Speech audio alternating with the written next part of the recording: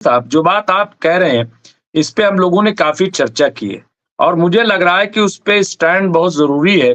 बात ये और मैं आज बात करूँगा कैप्टन साहब से कल बात नहीं हो पाई थी और मुझे लग रहा है कि आज मैं उनसे ज़रूर सवाल करूँगा। कैप्टन साहब, एक तो ये कि सब जानते हैं कि ये अबू मोहम्मद जुलानी जुलानी ये कौन है?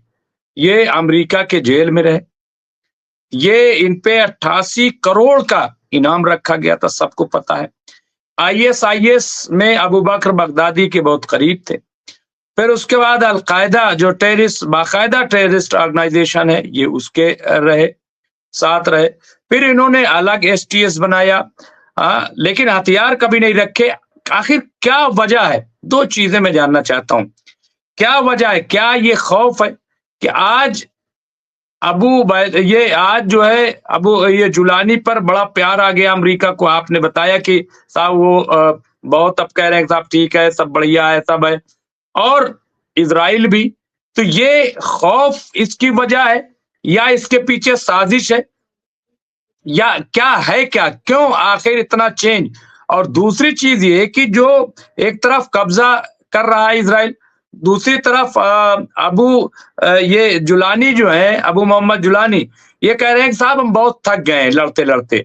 अब हम थकना नहीं चाहते, अब हम नया सीरिया बनाना चाहते हैं। ये 2 चीज़ें आप कैसे देखते हैं? क्या नया सीरिया इज़राइल की सरपरस्ती में बनेगा, अमेरिका की सरपरस्ती में बनेगा या नया सीरिया अपने तौर पर कुछ करेगा? क्या है इसके पीछे?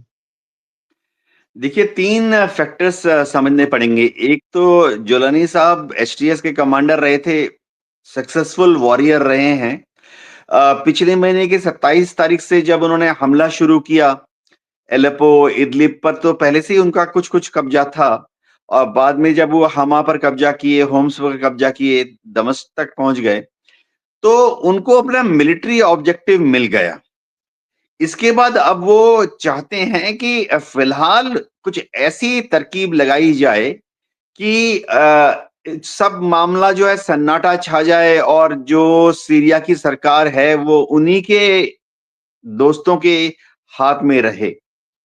हाँ, जब वो कहते हैं कि हम थक गए हैं, इसका सिर्फ एक ही मतलब है कि अमेरिका बहुत दबाव डाल रहा है उनके ऊपर कि कुर्दिस्तान की तरफ कूच करो और एसटीएस के लड़ाकों का इस्तेमाल करते हुए वहां पर जो कुर्द ग्रुप जो हैं, 5-6 कुर्द ग्रुप हैं, उसमें से जो ग्रुप अमेरिका विरोधी हैं, उनको धर लो।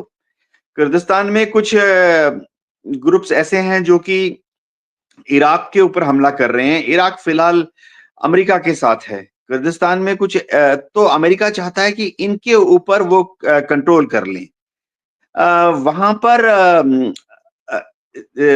तुर्की भी बहुत परेशान है। कुर्दिस्तान के कुछ लड़ाके ग्रुप ऐसे हैं जो कि क्लियरली उनका एक ही मकसद है कि तुर्की के ऊपर हमला करके एक छोटा सा हिस्सा कुर्दिस्तान के लिए तोड़ लिया जाए। तो अमेरिका और तुर्की दोनों चाहते हैं कि जोलानी जो है अपनी एसटीएस के लड़ाकों से इस ग्रुप को भी घेर ले और नष्ट कर दें। तो अभी मामला इस तरह से जा रहा है कि अमेरिका को मालूम है, तुर्की को मालूम है, इज़राइल को मालूम है कि जुलानी और एचटीएस के हाथ में ही सीरिया की जो बागडोर है वो आने वाले कुछ समय तक रहेगी। सिर्फ इतना देखना है कि किसी तरह से कोई कंफ्यूजन ना हो जाए, गलतफहमी ना हो जाए। पता लगा कुछ लड़ाके या आतंकवादी वो गुस्से में आकर कूच कर पड़े इज़राइल की तरफ या अभी जो बफर जोन में इज़राइली फौज हैं। तो एक बहुत फाइन बैलेंस है। अमेरिका जो है वो एसटीएस को और जोलानी को बोल रहे हैं तुम वहीं पे चुपचाप रहो, अपने फौजों का रुख इज़राइल की तरफ मत करो। अगर कोई लड़ाके बचे हैं, आतंकवादी बचे हैं तो उनको टोयोटा में बिठाओ और कुर्दिस्तान की तरफ भेज दो। इज़राइल जो है वो बहुत फाइन बैलेंस खेल रहा है। उसने जोलानी को बता दिया है, एसटीएस को बता दिया है कि भाई हमारा जो मकसद था बफर जोन बनाने का हमने बना लिया, इससे ज्यादा फिलहाल हम कुछ नहीं करेंगे, तो हमसे भिड़ो मत। अमेरिका और तुर्की के पौ 12 हो गए हैं। अमेरिका का लॉन्ग टर्म स्ट्रेटेजिक ऑब्जेक्टिव था कि आखिरी मुल्क ईरान को अगर छोड़ दें, जिसपे रूस का दबदबा था, उसको अब करीबन करीबन वहां से निकालने में कामयाब हो गए हैं। तुर्की भी बहुत खुश है। तुर्की के और सीरिया की जो बाउंड्री है उसमें लगातार पिछले दशकों से एक तनाव का माहौल रहता था। तो अब ऐसा हो गया कि तुर्की ने सीरिया के साथ अपनी जो बाउंड्री है वो अपने हिसाब से बना ली है, एक बफर जोन भी बना लिया है। तो अमेरिका खुश, तुर्की खुश, इजराइल खुश, एचटीएस और जोलानी साहब भी खुश। इसमें अब एक ही फैक्टर था जो कि अब तक पता नहीं लग रहा कि किस तरफ बैठेगा। काफी ऐसा लग रहा था कि जॉर्डन कहीं बेकाबू ना हो जाए, जॉर्डन के किंग अब्दुल्ला कमजोर ना हो जाएं, और पता लगा कि वहां से हमला हो गया तो इजराइल के ऊपर। तो अब एंटनी ब्लिंकन, अगर आप देखें पिछले हफ्ते सबसे पहले जॉर्डन गए, उन्होंने बातचीत की। जॉर्डन के जितने डिप्लोमेट्स थे, जॉर्डन की जितनी फौजों के बड़े बड़े सीनियर अफसरान थे, सबसे बड़ी बात है कि जॉर्डन में जो पैसा देने वाले जो लोग हैं, फंडिंग जो करते हैं, इन्फ्लुएंसर्स जो हैं, उनसे बात की।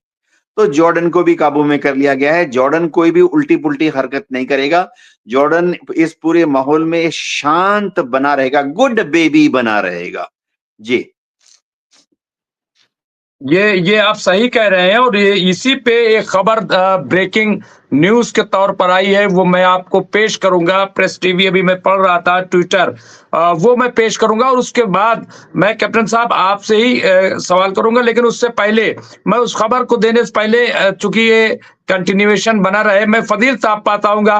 एक तरफ फदील साहब हम देख रहे हैं कि अमेरिका, इजराइल बज़ाहिर बहुत खुश नजर आ रहे हैं, और वो एक गुड बॉय की तरह वो अबू मोहम्मद जुलानी को ले रहे हैं, जैसे कैप्टन साहब ने कहा, और गुड बेबी की तरफ अब ये जॉर्डन को ले रहे हैं। लेकिन एक बड़ा खतरा जॉर्डन में है, क्योंकि सरकार भले ही जॉर्डन में वो पिट्ठू हो अमेरिका और इजराइल की, लेकिन अवाम वहां पे जिस तरह से उठ खड़े हो रहे हैं, वहां पे 70% जो अवाम है, जिनमें फिलिस्तीनी भी शामिल है, जिसमें सीरिया के मुहाजिरीन भी शामिल हैं, तो और जिसमें जो है ईरानी भी वहां पे शामिल है, तो ये और इनका परसेंटेज काफी ज्यादा है।